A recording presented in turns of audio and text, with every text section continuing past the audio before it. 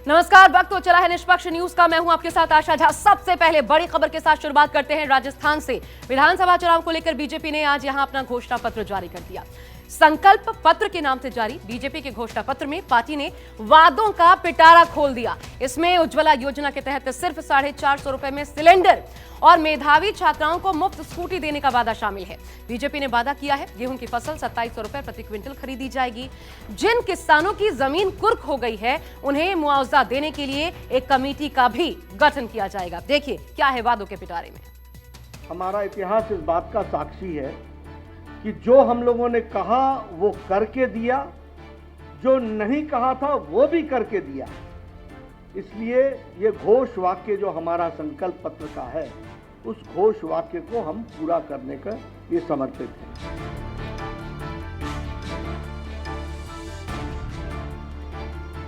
सिर्फ 450 रुपए में गैस सिलेंडर, मेधावी छात्राओं को मुफ्त स्कूटी, एंटी रोमियो स्क्वाड और किसान सम्मान निधि की राशि में इजाफा।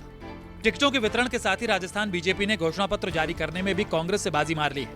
बीजेपी अध्यक्ष जेपी नड्डा ने राजस्थान बीजेपी अध्यक्ष सीपी जोशी और पूर्व सीएम वसुंधरा राजे की मौजूदगी में विधानसभा चुनाव के लिए पार्टी का संकल्प पत्र जारी कर दिया है। बीजेपी ने दावा किया है कि उसका घोषणा पत्र महिला, किसानों और युवाओं पर फोकस है। अपने संकल्प पत्र के जरिए बीजेपी ने वादा किया है कि अगर राजस्थान में इस बार बीजेपी की सरकार बनी तो पीएम उज्ज्वला योजना के तहत सभी गरीब परिवार की महिलाओं को 450 रुपए में सिलेंडर मिलेगा। मुख्यमंत्री फ्री स्कूटी योजना के अंतर्गत 12वीं पास करने वाली मेधावी छात्राओं को स्कूटी देंगे।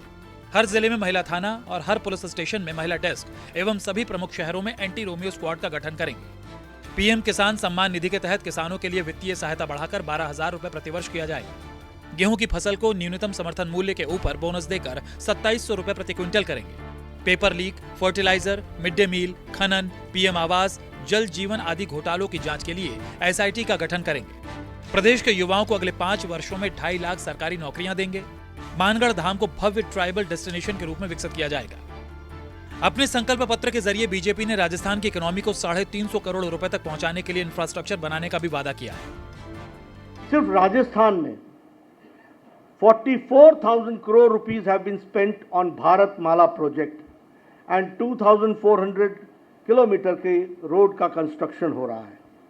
लास्ट 5 years में प्रधानमंत्री ग्रामीण सड़क योजना में रूरल रोड्स में 11,000 किलोमीटर रूरल रोड बनाई गई है। उसी तरीके से प्रधानमंत्री जी ने उद्घाटन किया दिल्ली दौसा लालसोट सेक्शन का, जो दिल्ली मुंबई एक्सप्रेस वे का पार्ट है, और उसमें 12,000 करोड़ रुपए खर्च हुए हैं। यानी इंफ्रास्ट्रक्चर के लिए जो भारत सरकार कर सकती है उसको करने में कोई कमी नहीं छोड़ी है। कोटा में 6,000 करोड़ रुपीस का ग्रीन फील्ड एयरपोर्ट बनने की तैयारी है और उसका सैंक्शन हो गया है।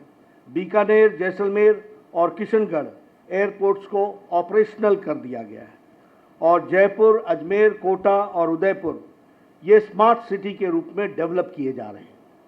उसी तरीके से 9,000 करोड़ है वो पंचायती राज इंस्टीट्यूशंस को आगे बढ़ाने के लिए किया गया है।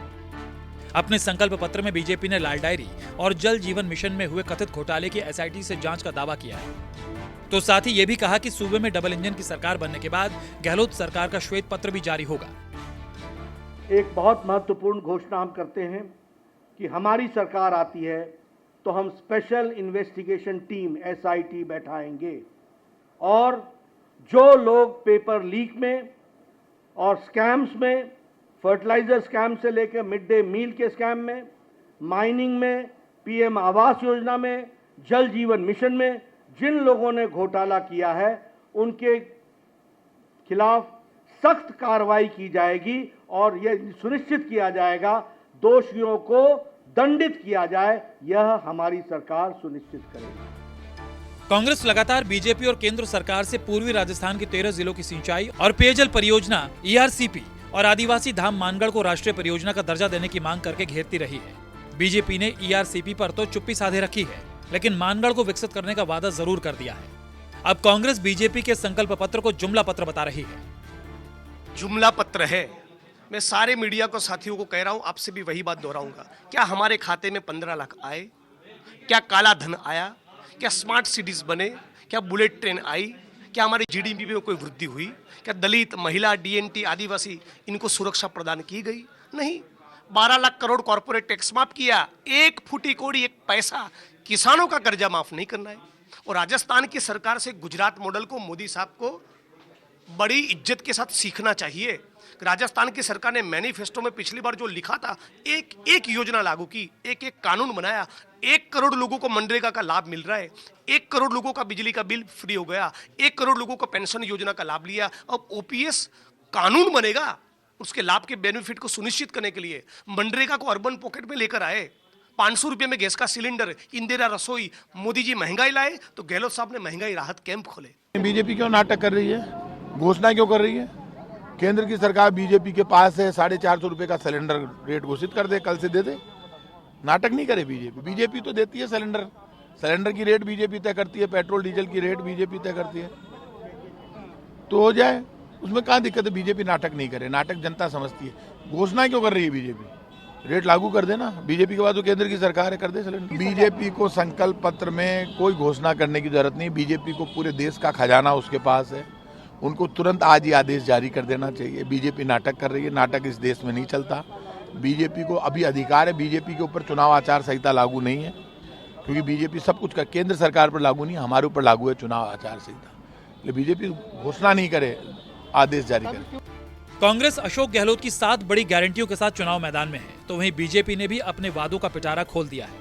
हालांकि ये किसी को नहीं मालूम कि 25 तारीख को होने वाले मतदान में जनता को किसका पिटारा पसंद आएगा।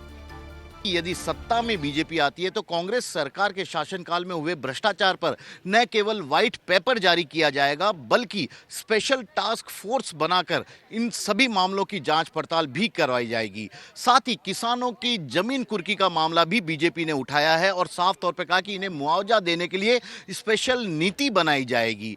यही नहीं, किसानों को 2700 रुपये तक गेहूं पर प्रति क्विंटल खरीद मूल्य देने का भी बीजेपी की ओर से वादा किया गया है।